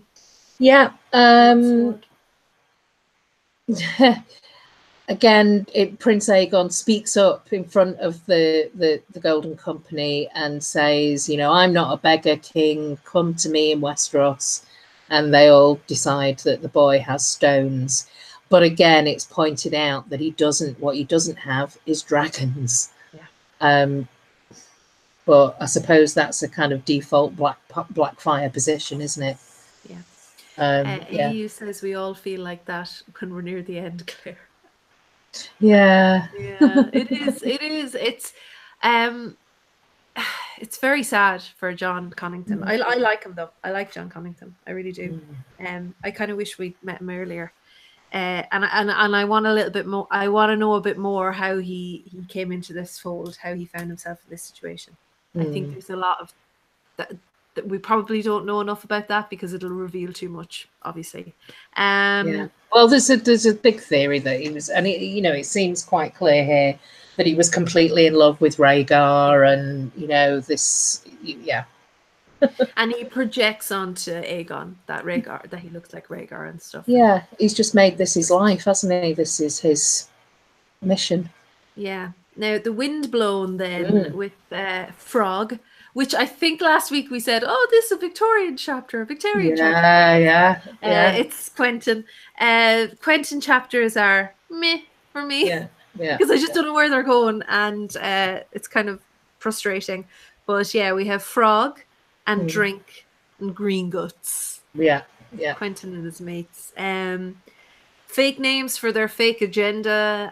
There's so much going on here. And I say fake agenda because I do not know what Dora Martell is thinking, sending them on this adventure. It just, there's a ruse within a ruse within a, it's like you don't, and everyone just chops and changes, and everyone's turning the cloaks and then being paid off by somebody, and it's a difficult situation to be in. But all the way through the chapter he's thinking, how do we do this? How do we and there's a real reality here of they've been with this company for quite a while, and they've kind of become part of the company. Yeah. So how the hell are they going to suddenly desert them and not, they're not just going to go, oh well, and then this children on their behalf. Yes, yeah. So the answer comes at the end of this chapter for Quentin, where the Tattered Prince actually orders 20 riders to turn their cloaks over to Daenerys sellswords at the moment, who are the Second Sons and the Stormcrows. I mean, there are obvious reasons for why he's asking them to do that, but it provides Quentin with this nice, oh, thank God, okay, when we don't need to be seen as betraying the windblown. Is it too fortunate? Is there something to this Tattered Prince? Yeah, maybe. Is he? Because everybody else is fake, like the Lannister guy who's clearly posing as a Lannister. Yeah, thinks that'd be cool. And Quentin is like, that's not cool. Well, he's supposed to be a Pentoshi nobleman, isn't he? The Tattered Prince, who speaks classic High Valyrian. And yeah, I decided just to look up some details about this guy because I don't know. I haven't really looked into it. I don't know what kind of theories are out there for him, but he's 60 plus years old. Yeah. He speaks of having gods rather than just one god. So he's having gods, which suggests Westeros to me now. At this stage, in Planetos history, if you like. He's multicolored torn rags, obviously as a cloak. And Tyrion says later on that he's an elegant man, and he's described as being sad-eyed and soft-spoken. Reminds me a bit of Mance, and it's probably the tattered cloak. Yeah. Totally agree. But quite ordinary as well. Like if he took off the cloak, he'd disappear. And he regularly disguised himself wearing a brown wool cloak. I don't know who this person could be, but for some reason, whenever I think of this guy, I think of the Princess Bride. Has everybody seen The Princess Bride? I'm sure you have. Yeah. And Wesley, when he comes back and he says that he I can't remember what the name is. It's the captain of the pirate ship. Oh, I can't remember. I've only ever seen it once. The story is that the captain constantly changes. Right. Okay. It's never the one person. Ah. So he is the captain, but he was given the role, like the legend. It's like as if Robin Hood constantly changed. It wasn't the same guy being Robin Hood all the time, but nobody knew that. It was just the captain constantly. The Tattered Prince feels a bit like that. That maybe it's not the same guy. That maybe because it's quite a long, like 60 is quite old in this world. Yeah, it is to be still. So this is somebody who would be Tywin's age, who would be, it's that Illuminati thing, isn't it? So he would be probably Hoster's age. Would he be even a bit older than them? Or maybe the same, Yeah. Round about that age. But the other interesting thing, talking about Westerosi, is Pretty Meris. I'd never picked up on the fact that she is Westerosi. She's a very tall woman from Westeros, and she's obviously referred to as Pretty Meris because she's not an attractive woman. Who the hell then is Pretty Meris? So an ugly Westerosi woman who's very tall and a warrior. That again sounds very much like Brienne. It does. Brienne the Beautiful. The Tattered Prince also sounds like it might be a Garyon candidate. Garyon, Tyrion's uncle, potentially. Yeah, maybe. But yeah, Pretty Meris. Like, I mean, I don't know. Isn't when later on when Tyrion joins the Second Sons, doesn't he? Later on. Yeah. And he offers, doesn't he offer them Pentos? Or one of them says, "What the only thing that I want is Pentos." When they're trading about what he says who he is. Yeah. That's the offer later, but he loses it because Quentyn gets killed. Yes, yeah, but that was not to the Tattered Prince, was it? Yeah, I think so. I think the deal is that the Tattered Prince sends in his forces in return for Pentos. Okay. I could be wrong. I thought he joined the Second Sons. Well, the Second Sons turn the cloak later on. A few of them do. Also, the deal falls through when Quentyn dies, so Barristan has to go back to the Tattered Prince with something else, no? This is the Meereenese knot, isn't it? Yeah. I can't remember now. These are the loose ends on the Meereenese knot. It's like because there's Brown Ben Plum swaps and changes like twice, I think. He goes back. There's a couple of times where I'm sure there's at least 2 times that he's with her and then he's not, and then he's with her again and then he's it seems it's confusing. A bit it's strange the way he gathers up all the Westerosi and says, right, you all go and turn cloak. I mean, in reality, I don't think all of the same. Like, I don't like the Westeros is so divided. I don't think if they were to, they wouldn't do that naturally, is what I'm trying to say. So I feel like he's forcing something. There's much more to this agenda than I'm just hedging his bets. They've got an entire. I mean, this is a Quentyn chapter, but it is called the Windblown. Yes. So is there something significant with this specific sellsword company? They just fly in, don't they? They kind of we're on like a year's contract, and then you can just float up. They're like float in and float off again. You could just the Windblown. Also, he founded the Windblown with 5 of the other men, and he's the only one that's left living. They don't say what happened. Did they all just die off? Yeah. This made me think that is this a role that's kind of constantly changing and nobody really knows? Could be. I feel like there's going to be a Princess Bride type. Is this the chapter as well where there's a Monty Python reference? They fart in their general direction.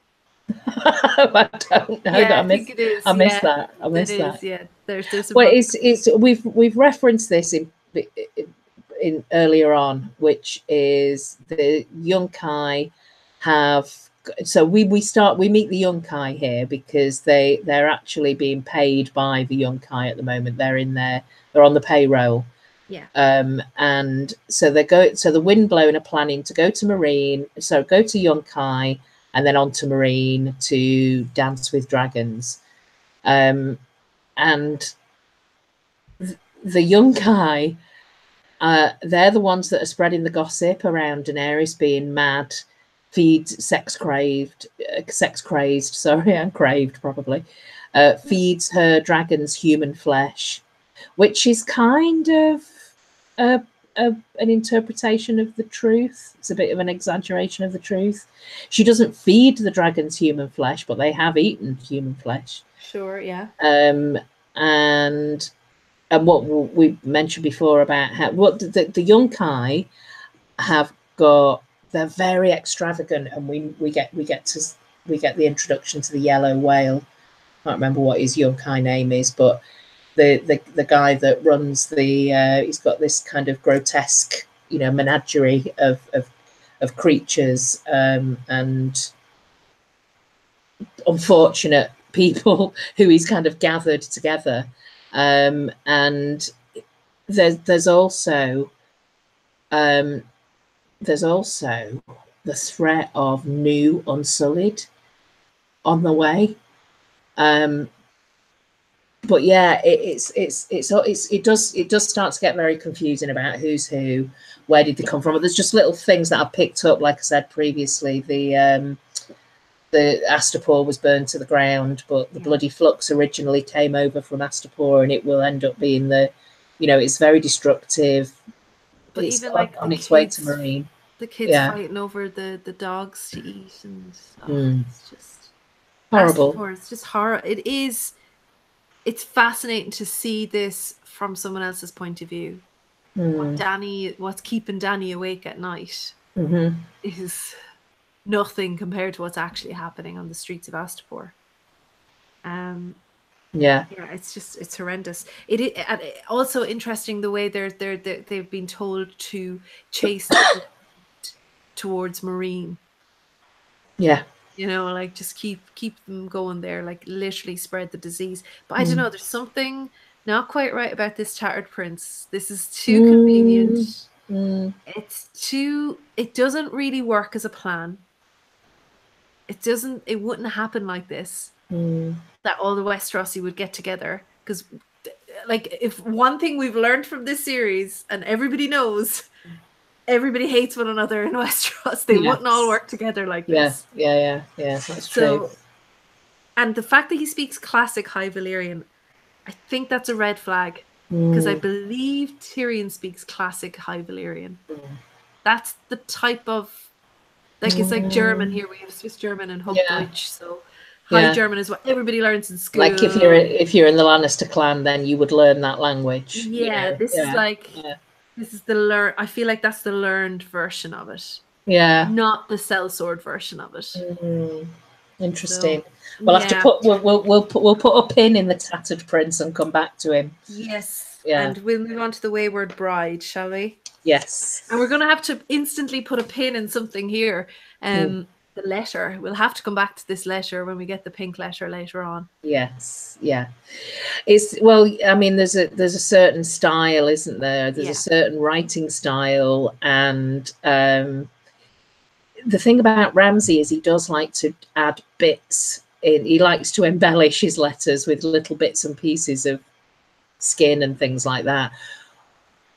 Whereas I don't think Roose would.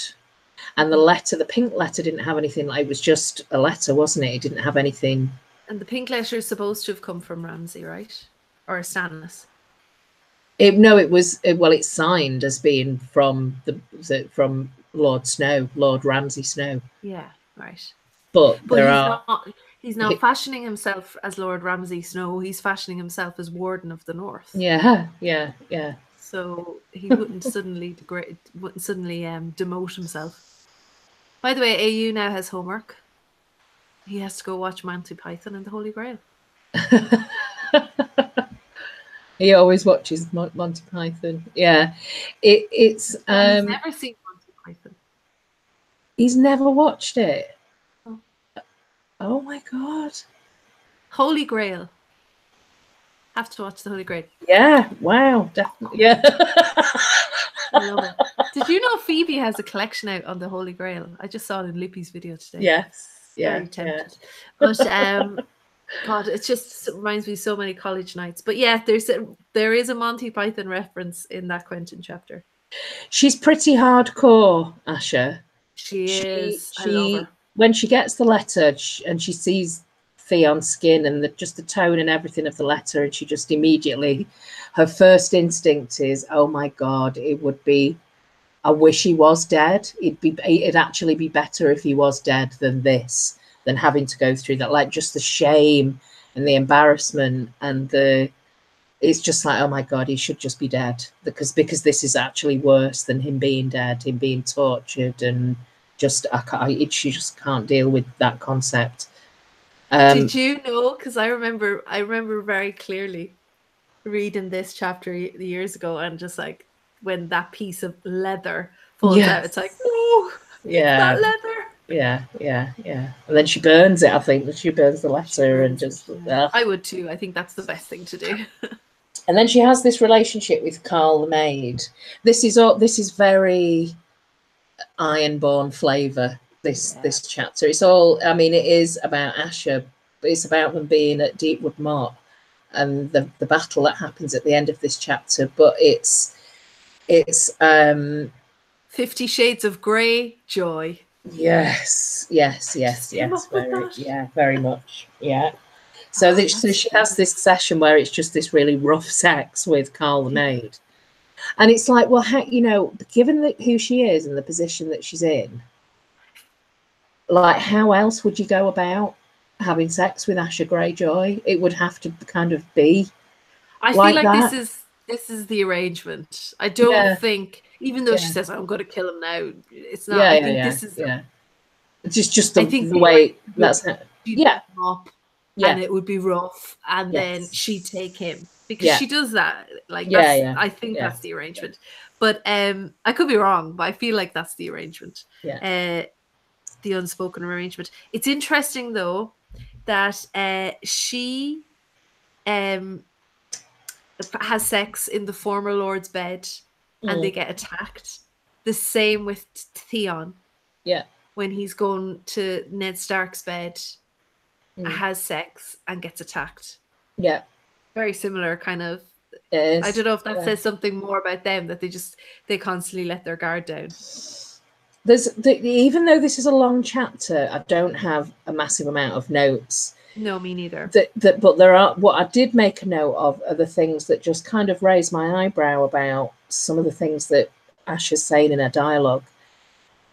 And I know that in this chapter, there's a lot of things that I didn't make a note of. There are things, when she's talking about the history of the Ironborn and the King's Moot and things like that, and she's referencing Roderick the Reader telling her to just go, to leave the Iron Islands. But she... And this just could be, again, it's one of those parts of the text, the prose, where you can just take it a million different ways. But when she's having sex with Carl the maid, she thinks about how she might need to get moon tea or something the following day, because she didn't want to bring another Kraken into the world. Yeah. So, has she had a child before? I think it's just because of the war that she's having.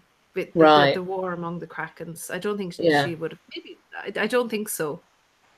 Be interesting if she did, but I don't think so. The other thing that she says is, in the end, I mean, if somebody starts off saying something with "in the end," I always think this is what's going to happen to them at the end.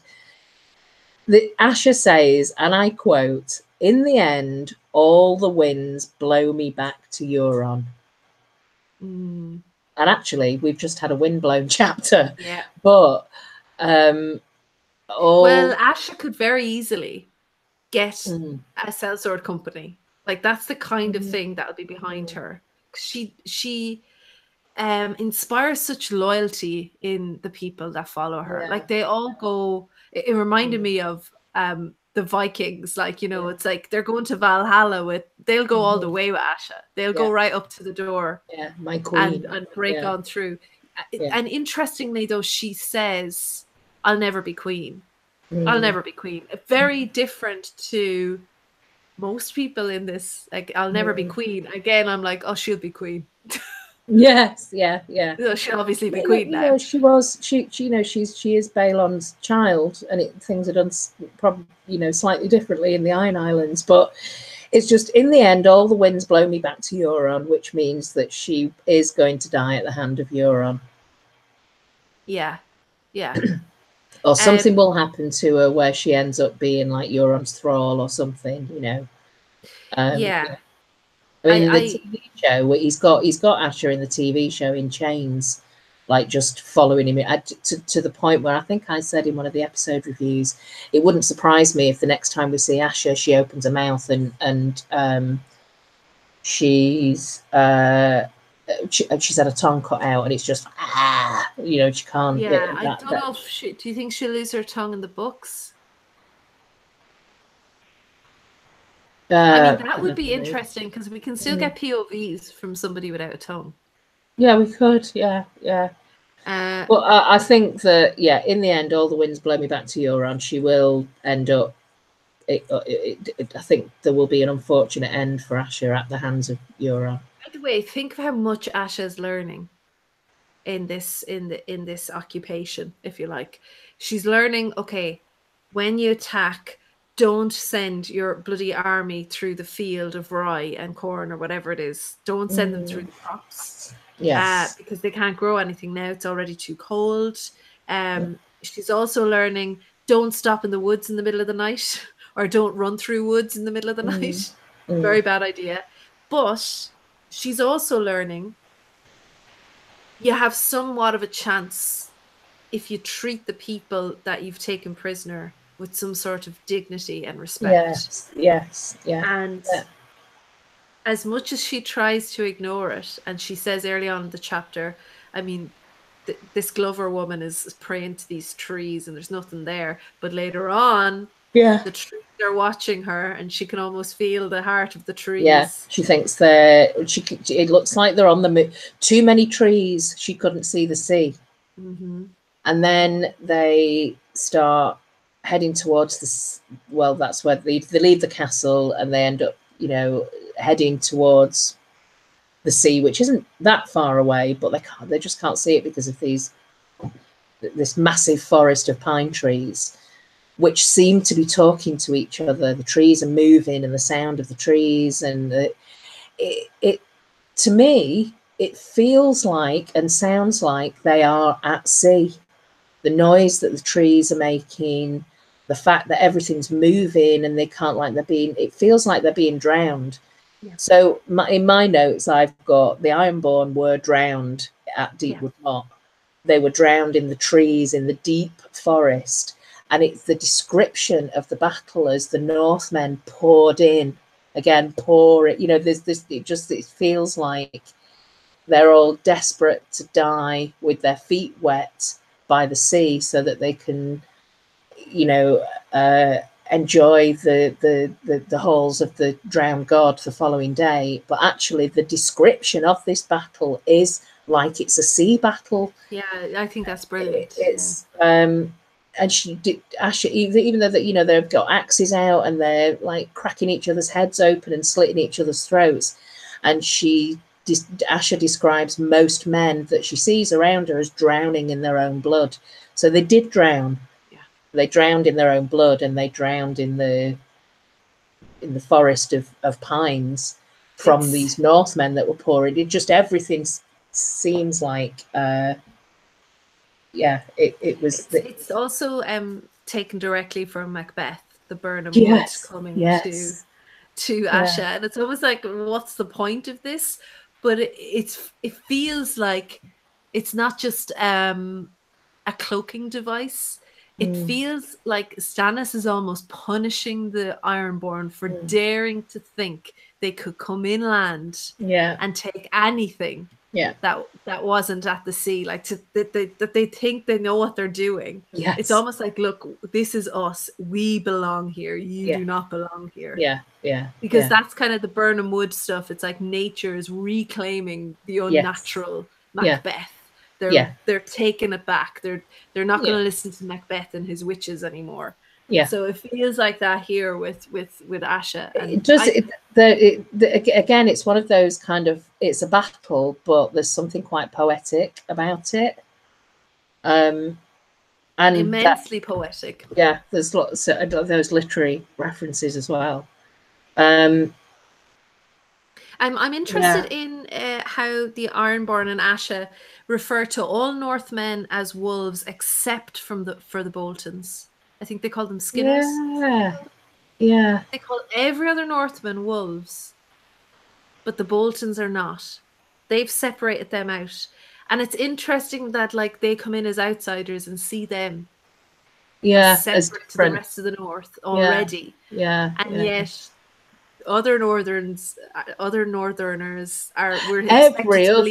every other Northerner was a Stark man, so that therefore they are wolves. They were bannermen. It's like a bit of a red flag that maybe this is like, maybe Asha will be bought into the Northern conspiracy fold. Yeah, maybe. Or the Ironborn, or it's Theon, I guess. It's telling us that like there's a big separation here. And I think that's that was it, I think.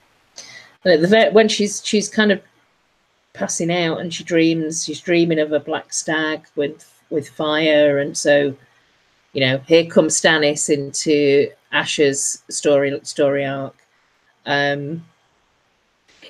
It's I like Asha, and I like her chapters, and there is a very different change of pace when it is an Ironborn chapter, especially when it's a lively one. But actually, speaking of unlively Ironborn, it is noted that Damphair is missing. I forgot about that bit. And also we get more references to Roderick the Reader. There are very few Asha chapters where he isn't mentioned, actually. Roderick the Reader. So again, I think Asha is going to be one of those characters at the end of all this that will value the ideas of education and settling down, and maybe not raping and pillaging. She's very like what's the lead guy in Vikings now? I can't remember. Ragnar. Oh, right. We'll take what we need to take, but we really just want to feed our people and like farm, and that's what we want. So that's kind of that. She has definitely got about her. So it's that's it for this week. Next week we've got Tyrion, Jon, Davos, Dany, and the Red Witch. I can't wait for that one. I can't wait for Mel. I'll get through Tyrion. I might listen to that chapter and just put it on double speed. It's the slave market one. I'm sure it is. That's why it's so long. Well, we'll get through it. Okay, thank you so much, everybody who joined us on the chat, and we will see you all next week. The links are in the description box, and Claire is always linked down there as well. So enjoy your week. Thank you so much, Claire. Bye, everyone. Bye. Bye.